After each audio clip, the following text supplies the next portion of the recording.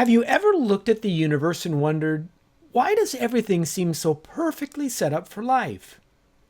Why do the laws of physics land on the exact razor's edge that allows planets, chemistry, consciousness, and you to exist? And what happens when someone who doesn't want God to exist follows that evidence wherever it leads? Hi all, I'm Lenny Esposito, and on this episode I'm talking with filmmaker Michael Ray Lewis, whose new documentary, Universe Designed, takes viewers on a cinematic journey through the most compelling scientific and philosophical arguments for God's existence. Now, Michael didn't start as a believer. Far from it. He was an aggressive atheist who challenged Christians for sport. But when he dove into cosmology, DNA information, fine-tuning, and the historical case for Jesus, he found the evidence forced him into a corner he never expected. Now, today he joins us to share the arguments that shattered his atheism. He took in 36 hours of expert interviews, and that put together in this film is why the universe isn't just a simply big thing, it's breathtakingly intentional. It all points to God. And his story, as well as a preview of the film, is all coming up on this. Come Let Us Reason Together.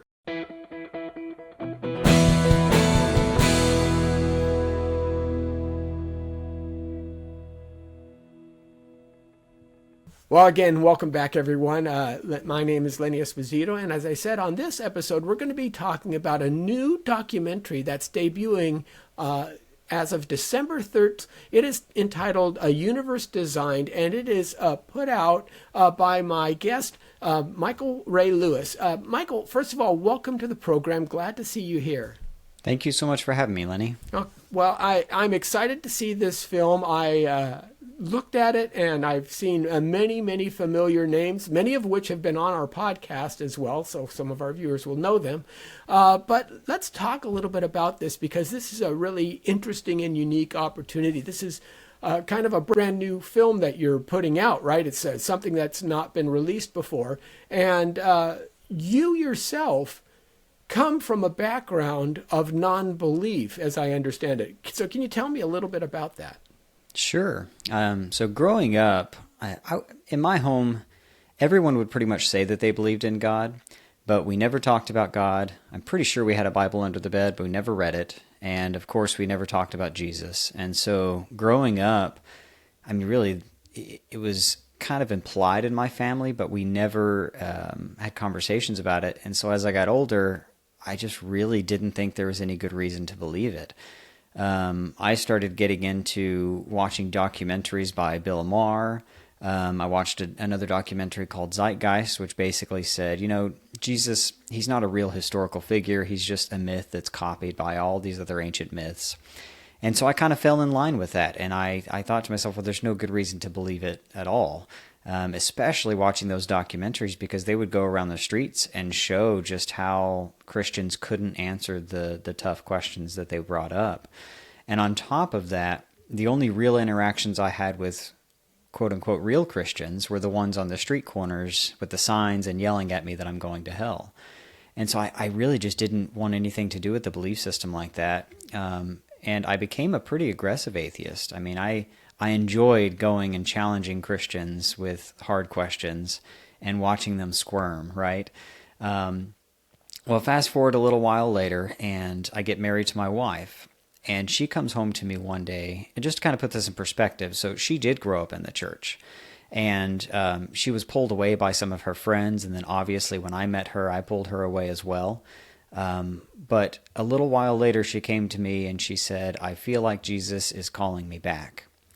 And I remember thinking to myself, oh man, I don't want to deal with all this. But fine, I'll go to church with you and I'll see what this is all about. And so I remember we walked into the church and I'm looking around and I'm like, these aren't necessarily the people on the street corners. And I get it. I mean, it gives them something to hope in. I just don't think it's true. Well, I started to get irritated with going. And so I figured, well, all I have to do is just show my wife that it's not true. And so I started hitting her with those hard questions that I would challenge others. Why would a good God allow all the evil and suffering in the world? I mean, we know evolution is a fact now, so evolution has basically disproven the need for a God. And I would hit her with all these things that she wasn't able to answer, but no matter what, she was just adamant that it was true. She ended up buying me a Bible, and I remember I read through the first few chapters of Genesis. I pushed it away, and I said, you know what? I don't want anything that, like, this doesn't make any sense to me. The 6 days is just ridiculous. And there was a video that popped up on my YouTube feed around this time frame, and it was a video of Dr. Hugh Ross going over how, that science isn't incompatible with the claims of Christianity, specifically the claims of Scripture. And I think that was the first time where I kind of started to think to myself, you know what, maybe there is something to this. And from that moment down the road, it was a 3-year journey of me just buying book after book, listening to podcasts, and just really diving in and hearing for the first time about something called apologetics, giving reasons for why Christianity is true. And so I kind of started to become more convinced. But towards the end of the 3 years, I was still resistant. I didn't want to do all of it. I didn't even want the title of a Christian, right? And so I started asking her questions about Scripture, specifically angels, demons, how the whole gospel message works, all of that. And she looked at me and she said, I don't know how to answer these questions, but we have a friend of the family who's a theologian, so I'd like for you to go and have a conversation with him. And so I'm like, all right, I wrote down 5 pages just full of questions I'm ready to hammer the guy with. Okay. I walk in, and he answers every single question, and he does it using Scripture. And at the end of the conversation, he's basically answered every one of my questions, and he looks up at me and he says, so do you think that it's true? And at this point, I had been looking into this for 3 years, and the evidence was strong. Every section of evidence I was looking at, it was all pointing in one direction. And I said, I think I do. But it didn't really sink in until the drive home. On the way home, I remember thinking to myself, I think this is actually true. And I realized in that moment that it wasn't the evidence that was holding me back any longer. It was the fact that I didn't want it to be true. And when I realized that, I thought to myself, well, that's not a good reason. So I threw my hands up and I said, all right, Jesus, what's next? Gave my life to Jesus. And since then, I've realized just how Christians aren't aware of apologetics. They're not aware of these arguments. And 90% of the conversations I have, people don't know how to defend their faith. So I made it a mission. My goal is to help equip those Christians to be able to defend the faith and to have conversations with as many people as I can in the process. Okay, this is interesting. Now, I'd like to kind of probe your backstory just a little bit more. When you were in your Dawkinsonian phase, let's say, did you have a lot of friends who were atheists? Did you make your atheism kind of part of your primary identity, or you met your wife who came out of the church environment, so I'm seeing a kind of a tension point there. I'm trying to understand socially how this worked for you and how you applied it in your day-to-day life. So basically, if someone were to bring up Christianity, that's when I would start to have the conversations and probe it. But no, I wouldn't say that my identity was built in atheism. I was busy with all kinds of other things going on in my life, so I wasn't thinking that much about it. And I think looking back at it now, that was part of the problem, right? I was basing claims that I had heard without ever doing the research on those particular claims. And so I was basing my entire belief system on just things that I had heard rather than any kind of research that I had done. And but when I met my wife, she was already at this point pulled away from the church. And so there really wasn't the tension there. The tension didn't come until she said those words, I feel like Jesus is calling me back. That was when the tension kind of started, because then, prior to that, I had actually broken up with a girlfriend for trying to drag me to a church. That's how opposed to it I was. And in the middle of all this process, I'd been a filmmaker. I've already been creating films, but most of the films that I were doing were horror films. And so I was engulfed in that whole horror film mindset. I loved filmmaking. I loved music. And I don't think I would have said that atheism was my identity. But if anyone were to bring up Christianity, then I was ready to have a conversation and probe it. Okay, well, that's helpful, because there are a lot of people who would obviously stereotype non-believers into this camp and that camp, and sometimes it may be your friend who you just don't realize because you've never broached the subject. Right. And that's a big issue. So it is. When you're meeting your wife, and you found out, you knew that before you married her, obviously, that she had come from a Christian background. Were her family still devoted? And they were Her family Christians? Absolutely was. Yeah. I knew that they were, and it was honestly like it was one of those things where, and it's so interesting to me looking back at it now, because the only Christians that were willing to have conversations with me about Jesus were those ones on the street corners. Like all the other Christians, whether it be family or friends or people I interacted with like on a daily basis, like, yeah, they were Christians, but we never talked about the topic. They never brought it up. I wasn't going to bring it up unless they made a claim, then I could poke holes in it. But I mean, that's the sad part, is that no one really tried. And even whenever my wife, whenever she said she felt like Jesus was calling her back and she really wanted to continue going to the church, and even her friends, she had asked for help with me. And her friends would just say things like, well, we're praying for you. We'll be praying for you. And not equipping her to respond to the objections that I had.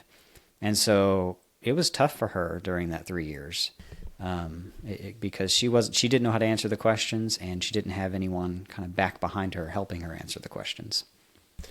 Yeah, because and some of us are wired more cerebrally, more kind of rationalistic, less passionate. Others are more very experiential in their faith, and I don't think there's anything wrong with either one. The problem becomes if you exclude the other half of that combination. If you become hyper rationalistic, it's easy to explain everything away. If you become hyper experiential, then you never have any grounding for the belief that you have, and it's just as easily to feel into something as it is to feel out of something, right? To not feel it anymore, therefore it's not true.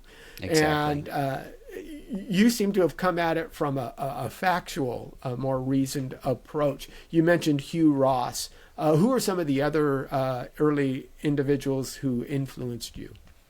Well, the first book that I bought was from Timothy Keller, Reasons for God.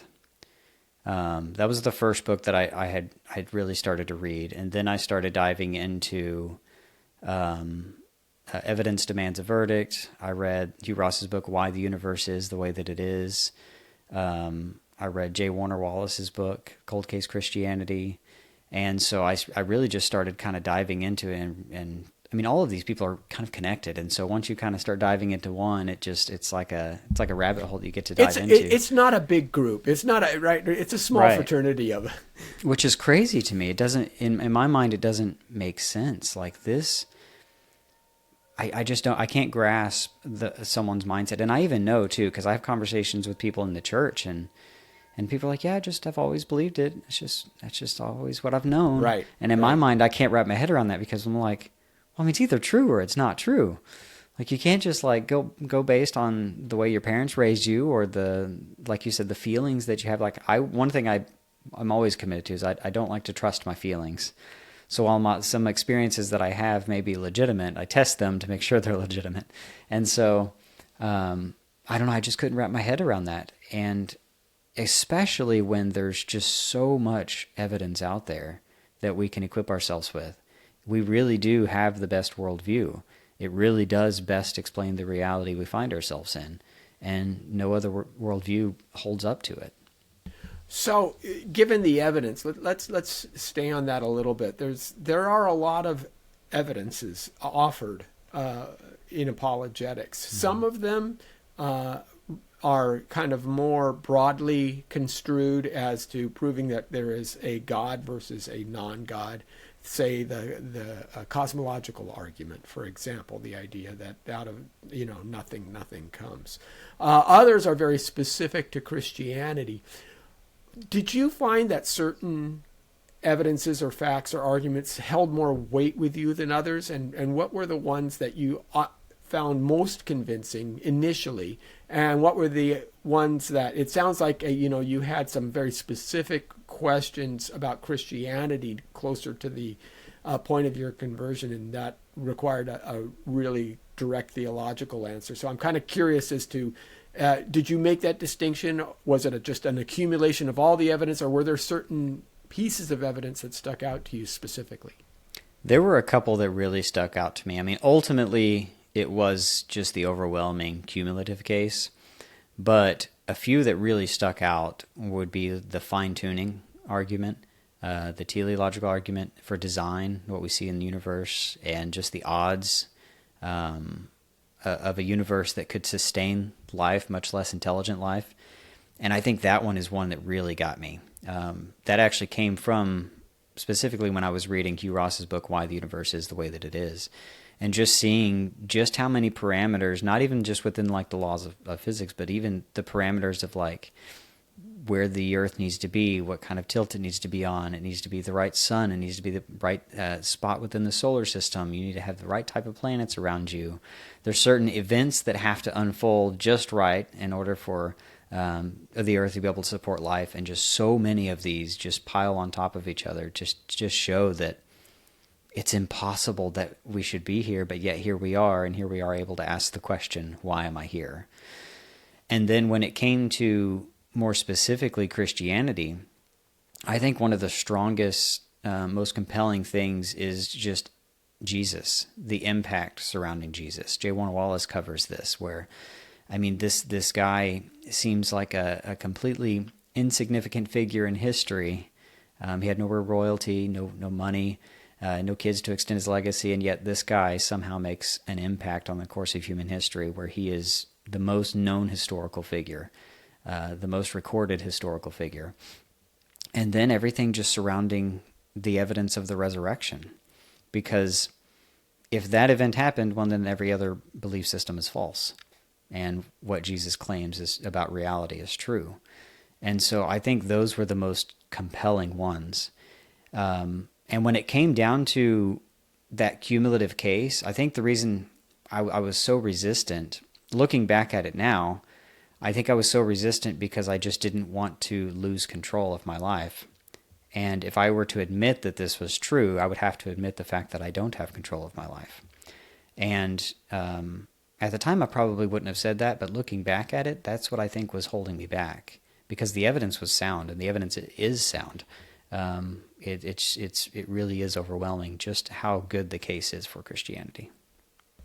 Well, and this brings you to your project that you're launching now, Universe Designed, and the title kind of gives away what your value is of the fine-tuning argument, obviously. Right. But more than that, what you're trying to do here is saying, it seems to me at least, is bringing an encapsulated version of many of these arguments to the popular level, to the public.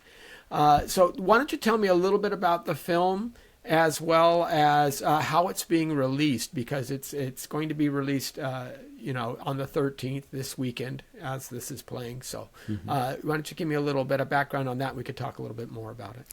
So one of the things I wanted to do when I gave my life to Christ, because remember, I had already been making films. Now, I hadn't done a film as a director. I was mostly the DP, which is the guy behind the camera, or I would be the editor for films. But I thought to myself, like, these films, they're not important. Like, I really want to do something for the kingdom, because, I was passionate about it at this point. And I was like, well, I don't want to do a Christian film, because those aren't any good.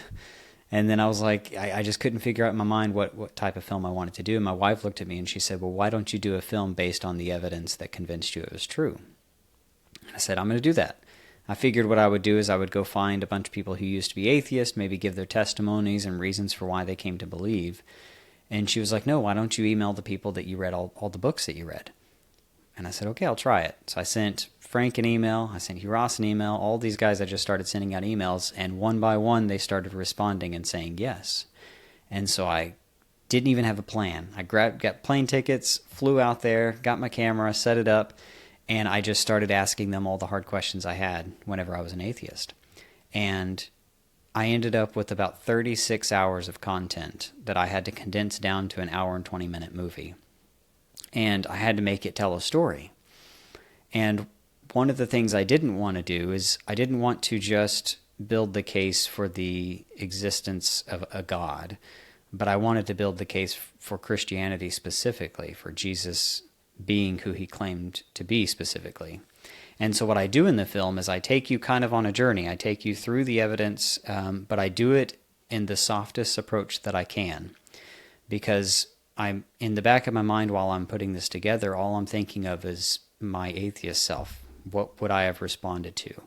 And if I were to just come out front and just start saying, repent and believe right up front at the beginning of the film, or something more explicit about Christianity, I'm afraid I would lose people. And so what I did instead is I just start to open the film with the big questions in life. We've stopped asking the big questions. We get too distracted. And so we don't ask questions like, why are we here? Why is there something rather than nothing? And so we need to start asking these questions again. Well, then that leads into truth. Is there truths about the reality that we can know? And if there is, what does the universe seem to entail? Well, that's when we cover, like you mentioned, the cosmological argument. The universe has a beginning, it must have a cause. We then move into the fine-tuning of the universe. We then kind of dial into life, the information embedded within DNA, the design within life. And then we kind of shift gears to the problems with the macroevolution concept, the Darwinian evolution. And then we kind of get to a conclusion where if there is a God, then what does that God say about himself, or does he reveal himself in some way?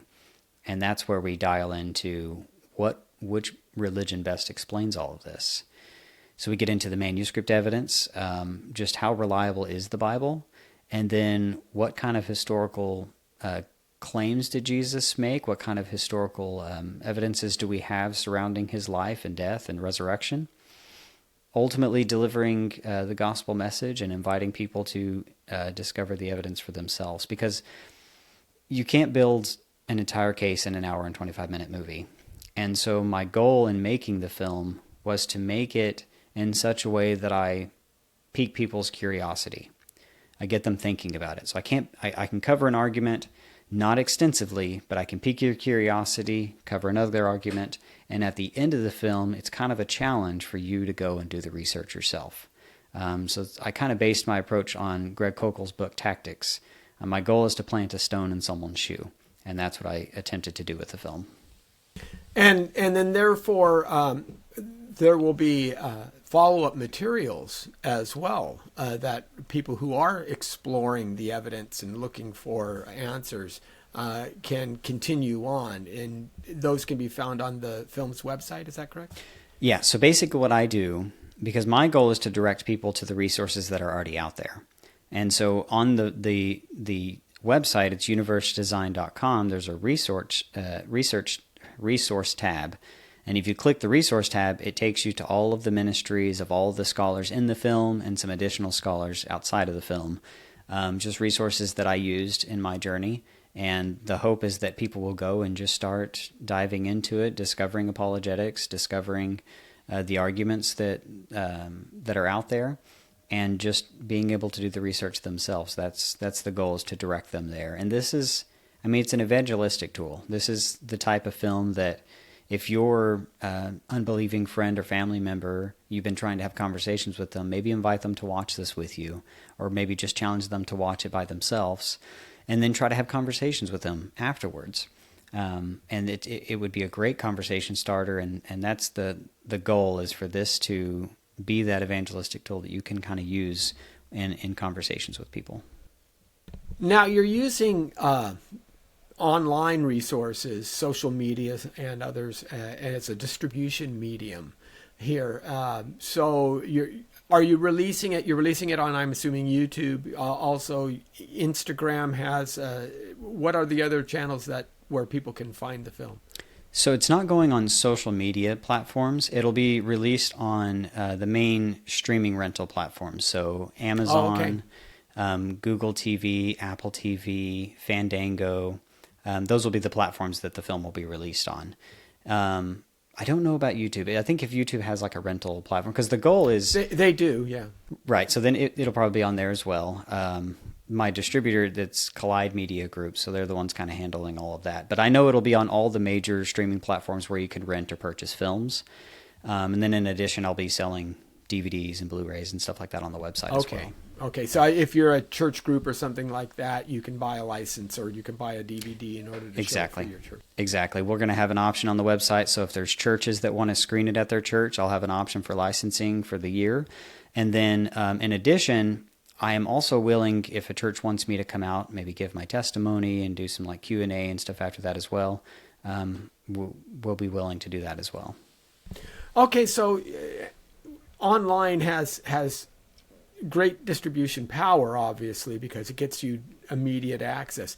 It also has dangers, right? Because we live in the world of AI now, and people say, well, what do I need to watch an hour and a half film? Can't I just type a question into Chat GPT and get an answer, for example? How would you respond to that? What makes your film worth the vested time that maybe a Chat GPT answer wouldn't measure up to? The opening few scenes of the film will probably answer that question.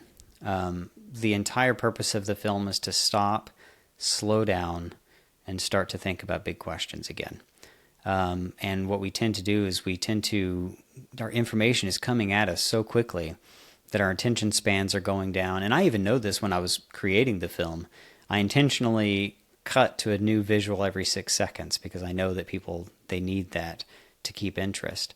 But this is also, it's telling a story. It's not just information.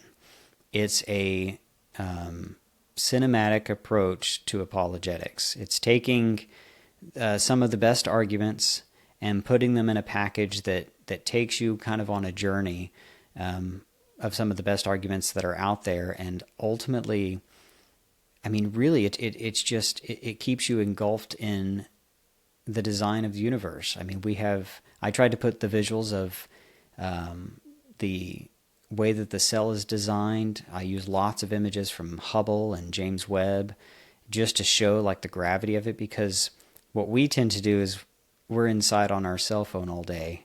We're not outside looking at the stars. We're not outside looking at the mountains and the beauty of God's creation. And so if we're not out there looking at his creation, how do we expect to see him, right? And so that's kind of what I do in the film is I take you away from the distractions and just kind of take you on a journey. Okay, and it can be something I think that's, again, faith affirming to those who believe as well. 100%. And well, you made the point that when you asked questions, you got 36 hours of footage, which then needed to be condensed to an hour and a half. So it doesn't even do that justice, right? So even the hour and a half, you're not getting a truly comprehensive understanding. You're really getting an overview. And this is one of the important points that we talk about when we're talking about important pieces of information, right? You should have reasons to believe why you believe things. There's only one, and I tell people this all the time, there's only one good reason to believe anything, and that's whether it's true. Right. That's the only reason you should believe something, is if you believe it to be true. And in order to have any kind of knowledge, you have to have justification for that belief. You have to have reasons behind it. Therefore, we can have all kinds of beliefs, but the justification for those beliefs isn't necessarily always going to be the same. I can believe you if I ask you what you had for breakfast this morning, and you could probably give me an answer. And that's fine. You seem to be an honest person, and I will hold you to that just based on that belief.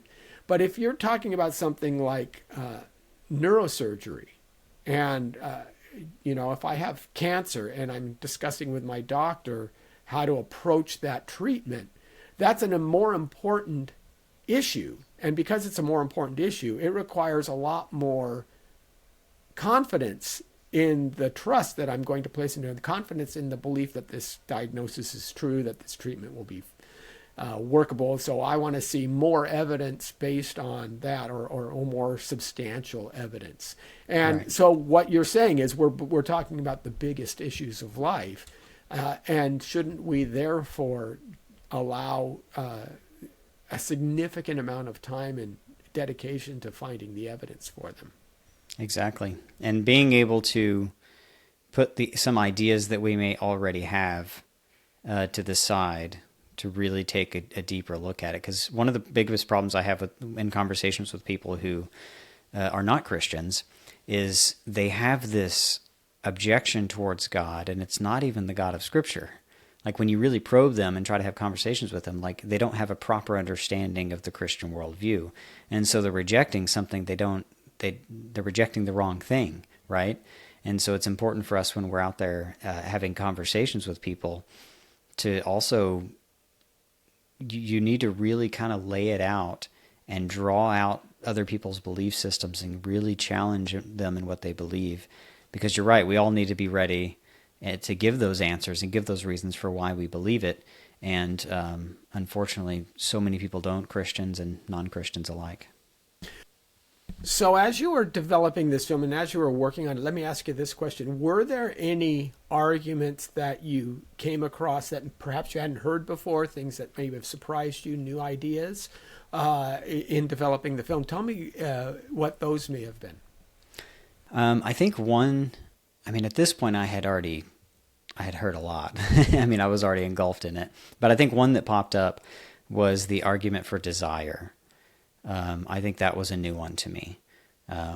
This concept that we have this longing for something and we can't seem to figure out what it is. And so we try to fill it with all these different things, whether it be money or trying to build our identity in things. And well, it turns out that it's an eternal sized hole in us. And the reason we can't fill it is because the only thing that can fill it is an eternal being. And so that one was a new one to me. I can't think of any of the other ones in particular. Because I basically cover only 5 or 6 arguments in the film. Okay. So, right. But now, I think there's still so much. I'm still learning. I've only been a believer now for 9 years. Yeah. And I'm still every day trying to engulf myself in understanding as much as I can about our Creator, as much as I can about Scripture, and other worldviews. I love to try to understand other worldviews, figure out what they believe, why they believe it. And I also want to be able to equip myself in having conversations with people on the streets, with my friends, with family members. And I think that's my goal, is to be able to just pique people's curiosity and then direct them to the people who really know what they're talking about, right? Because I'm not a scholar. But I know where to send you to really start to dive into the topics with people that have spent their entire lives dedicated to studying this information. Yeah, that's great. You're a filmmaker. We'll have to talk about the argument from beauty at some point in the future, because there's an argument from the aesthetic, right, as well. But you bring up a point, and I'm curious now how often you do get to directly engage with others. You obviously you had to tell your family, your folks, and others, which may have surprised them.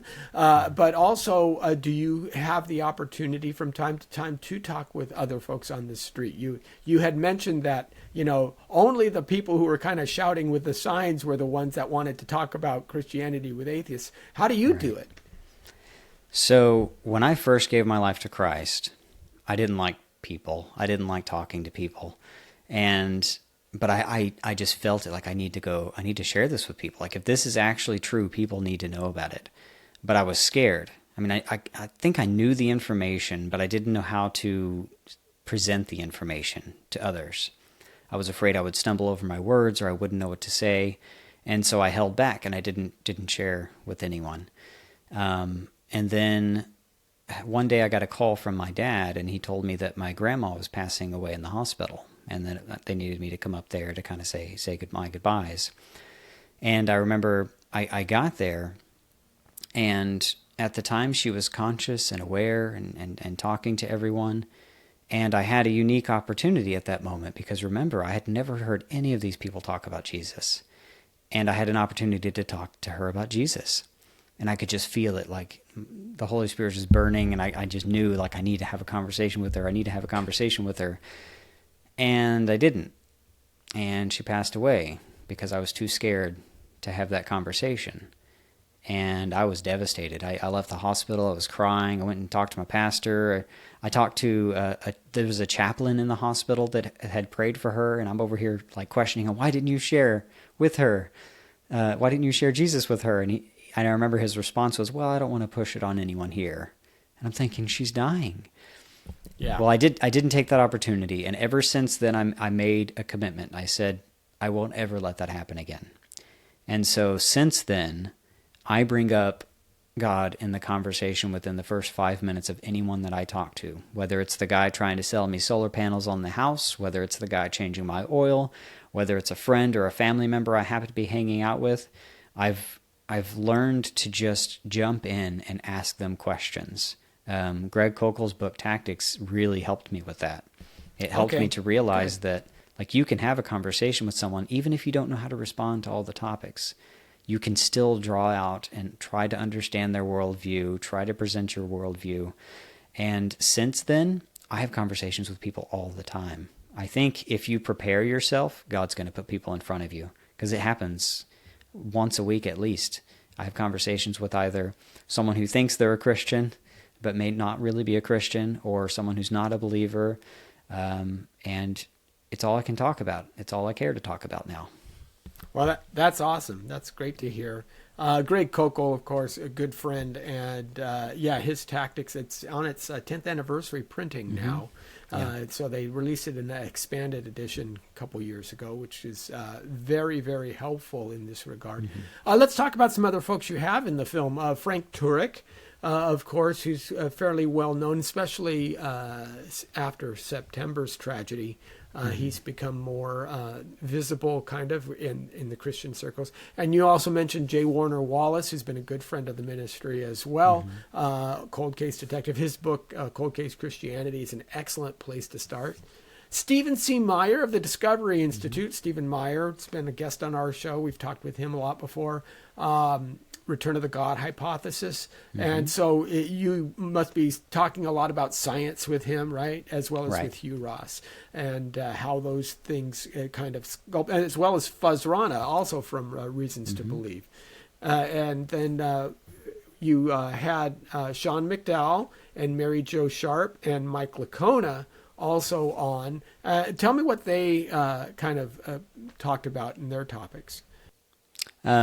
Mike Licona specifically. So one of the things I did whenever I started to do these interviews is I had already read books from these people, so I kind of knew the topics that I was going to target with them.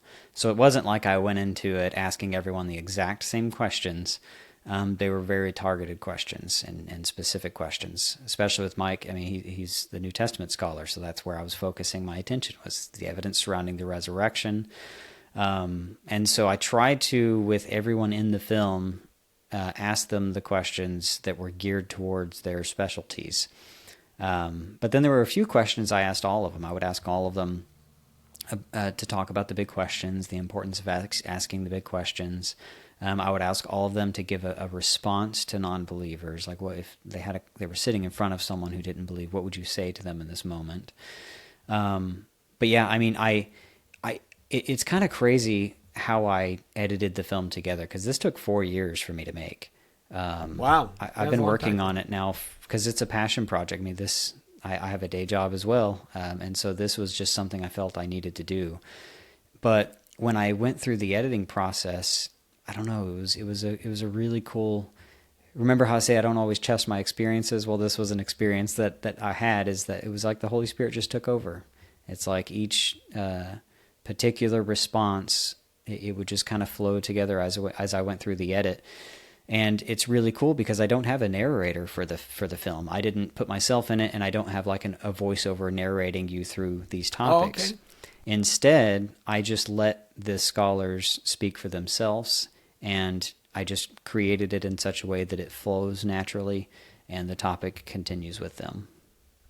Okay, that's great. I'm interested to, again, see it when it's released, so that'll be a fascinating view. Any thoughts about, and maybe it's a little premature to ask, but what are you thinking about next? What would be the next thing that you would approach? I have so many ideas.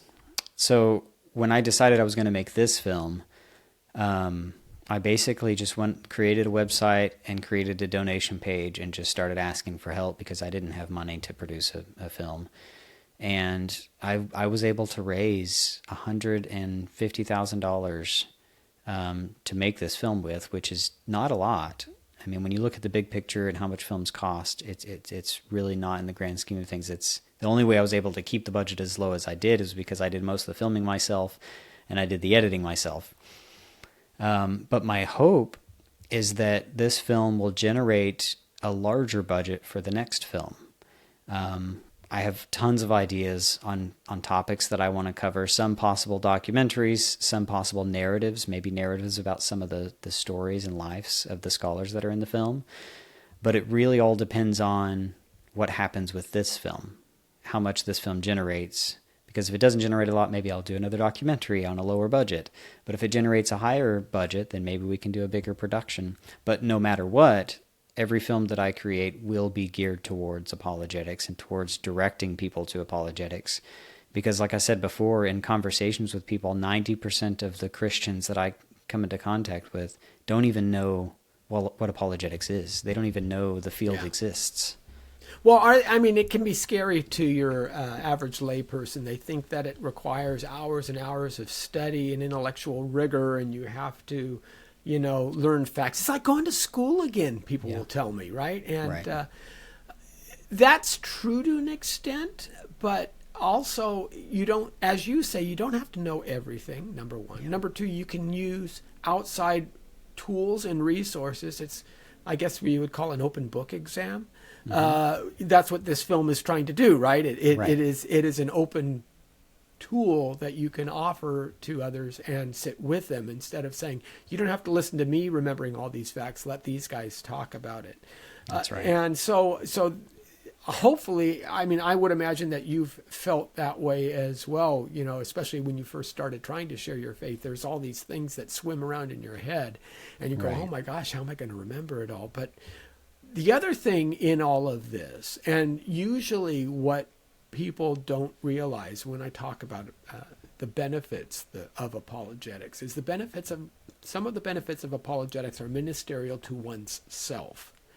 So, for example, I tell this story of my wife. Now, I've been doing this. I started online apologetics in 1996, so I've been doing this a long time. Right.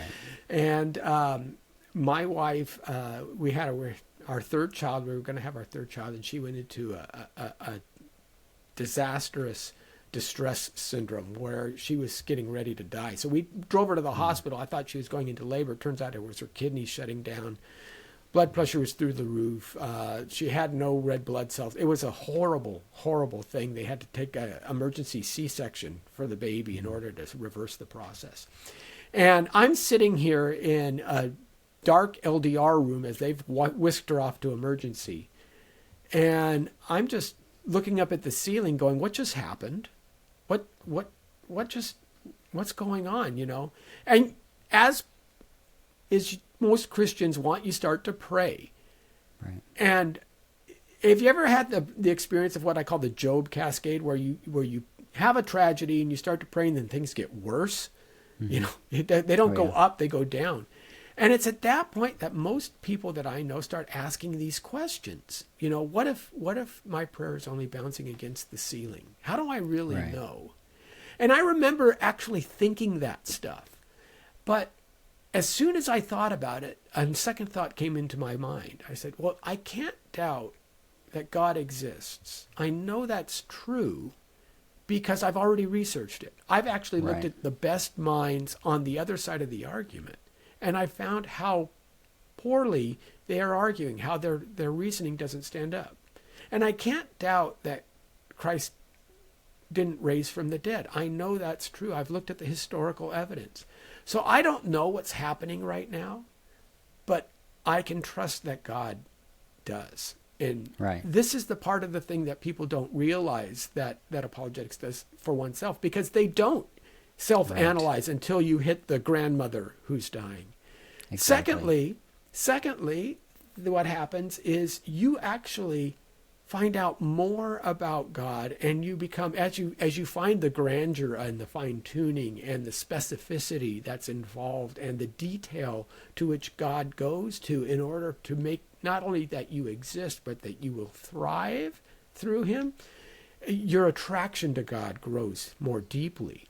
And these are two things I think that are really important, that people who think that this is just all this, all this head knowledge, all this esoteric, it can actually touch you deeply in your biggest emotional need, as well as in your building of your relationship with Christ. And I think those are two aspects that we never talk about in apologetics. Right. No, you're absolutely right. It's absolutely true, because you're right. What happens when those hard things come and they don't have that foundation that you had, and they really start to doubt?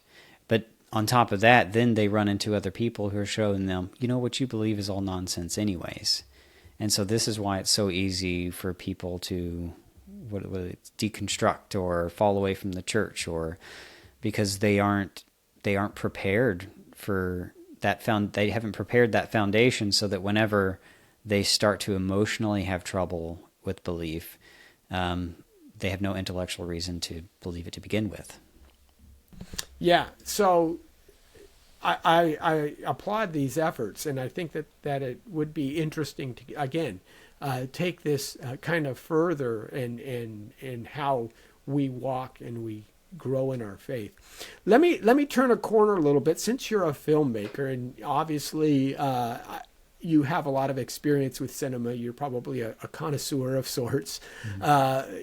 One of the things that I've done in my ministry has talked about the importance of film specifically, because we've lost most of our cultural bonding these days. We don't have any common cultural reference anymore. We used to have a lot of different things that we would share. If there was a popular book that everybody's read, if there was a popular song, right, everybody used to listen to the same radio stations. There were only 3 channels on television, so everybody watched that, last MASH episode in 1982 or whatever the case may be. Those are very few and far between now, because we have so much diversity and so much choice. But film seems to be something to which we can all bond communally with, right? I tell people, my fourth son, my last son, I named him Lucas, and I tell people I did that so I can just say, Luke, I am your father, And see, I never have to explain that. Everybody gets the joke. Yeah. But because film is a common cultural referent, then I think we can use it and leverage it in our witnessing. What films do you see out there maybe that also can help you, or that you see as powerful enough to use in your Christian witness? This is one of the things I always kind of struggled with, specifically with Christian films. When I really first started watching Christian films, there were a few of them that would tug on my heartstrings and get me thinking about things. But one of the things I kind of started to notice is that most Christian films that have been released are not very explicit. They more are about trying to draw you in emotionally, but then don't really give you the full picture. What I mean by that is the gospel. Understanding the gravity of the gospel. There are a few that do, but most aren't. Most are more family-friendly films that would call themselves Christian films that were easy for your family to kind of sit down and watch. But on top of that, a lot of them are also not explicit about the claims of Jesus and who Jesus claimed to be. And so I kind of have a test meter that I put on myself whenever I'm going to watch a Christian film. If I can be a Mormon or a Jehovah's Witness and walk out of that film feeling edified, I don't believe the film has given you the full picture. And so I kind of have that as a meter when I'm watching films. And so that's one thing I wanted to do with this one specifically, is I wanted to be very direct and very explicit about the claims. Now, while I understand there's a place for those types of films that don't take you all the way, because sometimes it's like planting seeds. No one's going to jump on it just because the first time they heard the gospel, right? But I just don't think there are enough out there that are explicit. And I feel like that's what we need more of. We need more films that are explicitly Christian films, that are geared towards the Great Commission, that are geared towards making disciples and equipping people and giving people the full picture of reality. That's interesting. So, because I think a lot of folks would argue that, and perhaps this is simply because of the cliche of the Christian film to date, is the ones that tend to be the most explicit also tend to be the least interesting. Right. You know where the plot's going. You know that the guy, the worst, pick out the worst character in the first 10 minutes. He's the one that's going to be saved at the end.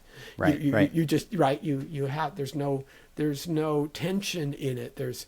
You don't see these, the development of character. They tend to be a little bit cardboard.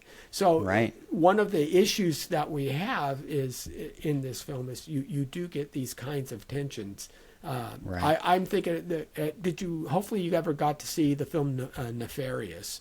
I did. I really liked that one. That's a really good example of a film that has depth, that has actually quality filmmaking capability, right. but it still brings home a Christian story.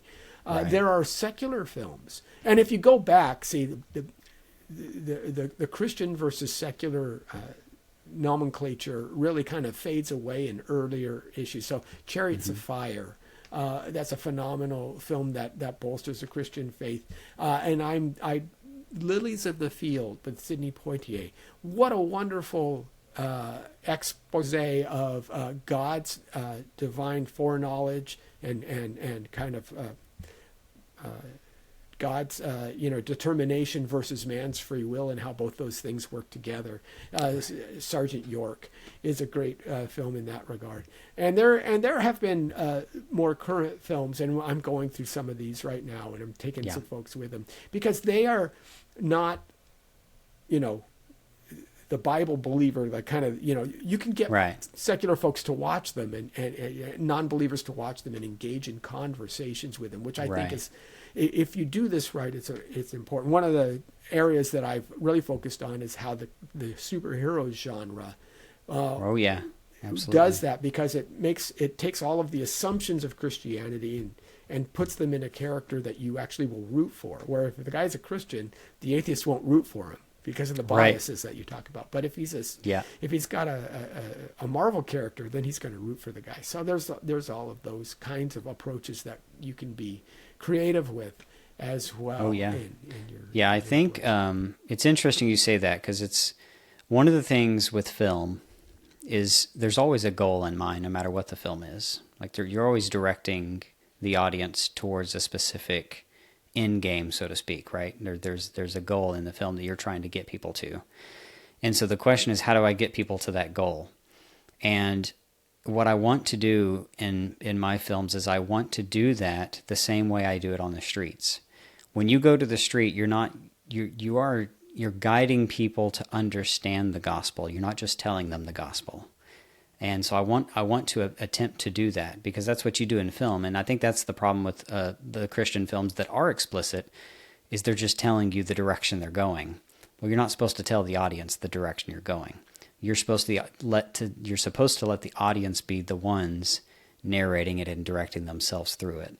And I think there's a way that we can do that. I think there's a way that we can still get people to that gospel with guiding them to that particular spot without telling them ahead of time where you're taking them.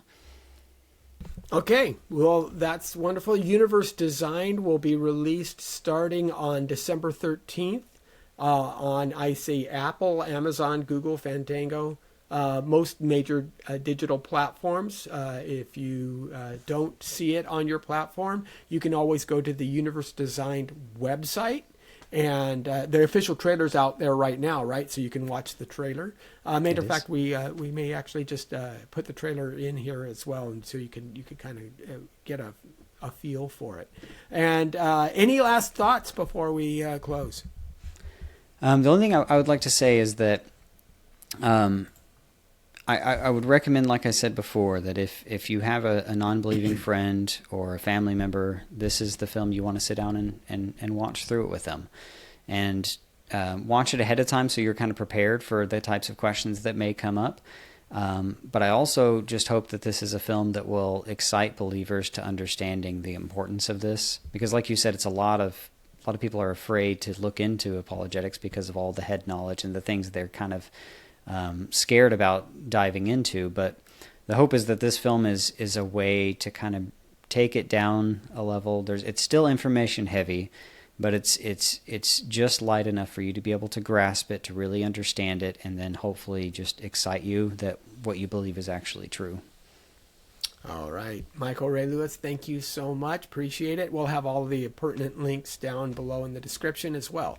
So I wish you all the best, and we'll be looking forward to the film as it comes out. Awesome. Thank you so much for having me. Sure.